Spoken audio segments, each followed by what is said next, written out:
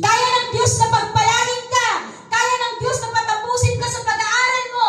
Kaya ng Diyos na i-bless ang trabaho mo. Kaya ng Diyos na i-bless ang negosyo mo. Kaya ng Diyos na baguhin yung nanay at tatay mo, yung mga anak mo. Kaya ng Panginoon na baguhin ka ngayon at pagandahin ang kinabukasan mo. Amen. Kasi sabi niya, higit pa daw sa iniisip mo. Amen po ba? Kaya huwag mong tignan kung anong sitwasyon mo ngayon. Ang tignan mo ay yung gagawin ng Diyos sa hinaharap.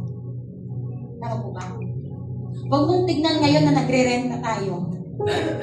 Ang tignan na natin, nandoon na tayo sa pangako ng Diyos na binigay niyo na sa atin yung lupa at building. Kasi minsan pinanghinaan tayo ng loob kasi nakikita natin yung sitwasyon, parang hindi nagbabago, hindi bumagalaw. But God is working